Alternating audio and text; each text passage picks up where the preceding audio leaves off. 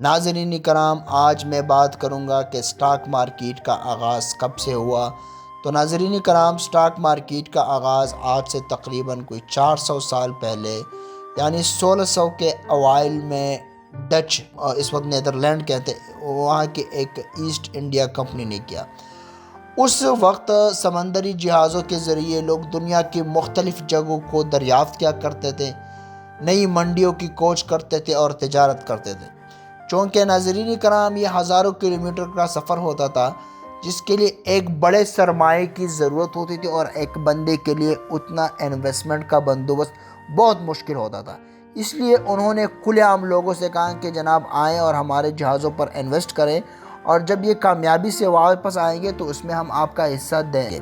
لیکن یہ کام بہت خطرے والا تھا، کیونکہ اکثر جہاز راستے میں لوٹ لیے جاتے تھے، ڈوب جاتے تھے یا گم ہو جاتے تھے۔ تو اس سے نمٹنے کے لیے سرمایہ داروں نے یہ طریقہ نکالا کہ ایک کے بجائے 7، 8 یا 10 پر پیسہ لگاتے تھے، تاکہ اگر ایک آدھ جہاز لوٹ بھی لیا جائے، باقی کا فائدہ اس نقصان کو کور کر لے گا۔ اور ایک جہاز والا کئی لوگوں کے پاس جاتا تھا تاکہ وہ اپنا پیسہ اس کے جہاز میں لگائے۔ اسی طرح شیئرز مارکیٹ وجود میں آئی۔ اس وقت ڈاکس یعنی وہی جگہ جہاں سے بحری جہاز نکلتے تھے پر کھلے عام بیڈنگ ہوتی تھی۔ تو اسی طرح سے یہ سسٹم بہت جلد کامیاب ہو گیا، کیونکہ جہازوں کے پاس جو پیسے کی کمی ہوتی تھی وہ عوام سے آ جاتی تھی، اور عوام کے لیے پیسے کمانے کا ایک اچھا ذریعہ بن گیا۔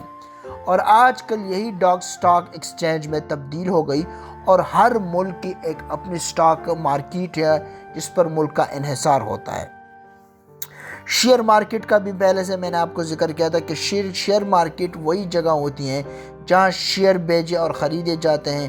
شیئر خریدنے کا مطلب یہ ہے کہ سٹاک ایکسچینج میں جو رجسٹرڈ کمپنیاں ہیں اس کا آپ کچھ فیصد خرید لیتے ہیں یا اونرشپ خرید لیتے ہیں، اور اس کمپنی کے کچھ حصے کا آپ مالک بن جاتے ہیں، اور اسی طرح شیئرز کے حساب سے اس کے فائدے اور نقصان میں بھی آپ شریک ہوتے ہیں۔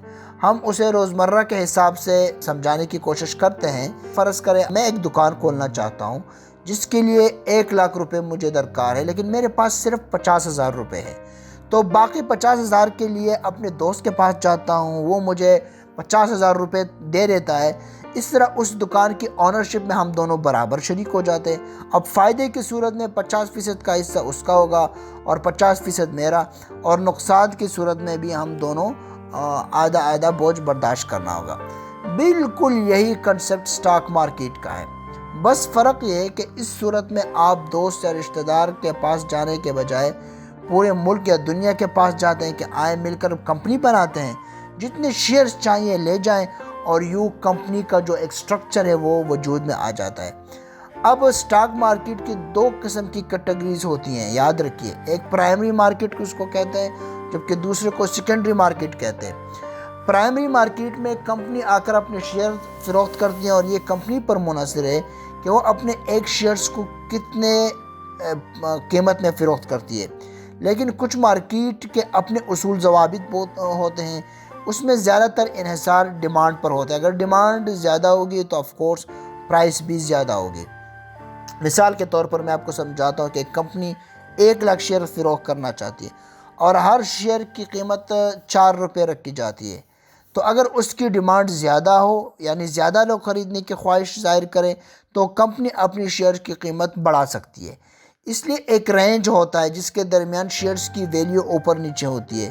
شیئر کی جو ہائیسٹ ویلیو ہے اس کو ہم کیا کہتے ہیں؟ اپر لاک کہتے ہیں، اور جو کم سے کم ویلیو ہوتی ہے اس کو لوور لاک کہتے ہیں۔ ایک کمپنی کے سارے شیئر کی ویلیو برابر ہوتی ہے، یاد رکھیے۔ اگر ایک کمپنی کی مارکیٹ ویلیو 10,00,000 روپے ہے تو وہ 2 روپے فی شیئر کے حساب سے 5,00,000 شیئر بھی بنا سکتے ہیں، اور 4 روپے فی شیئر کے حساب سے 2.5 شیئر بھی بنا سکتے ہیں۔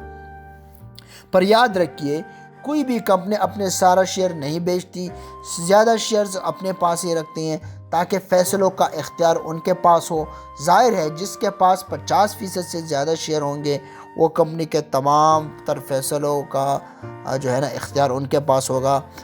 ناظرین کرام، آج میں نے آپ کو کہ سٹاک مارکیٹ کا آغاز کیسے ہوتا ہے، شیئر مارکیٹ کا دوبارہ آپ کو کنسپٹ بتایا، اور پرائمری مارکیٹ، سیکنڈری مارکیٹ کے بارے میں، شیئرز کی ویلیو کے بارے میں، ہائیسٹ ویلیو اور جس کو اپر لاک اور لوور لاک کے بارے میں انشاءاللہ جو نیکسٹ ویڈیو ہوگی وہ آخری ویڈیو ہوگی سٹاک مارکیٹ کے حوالے سے۔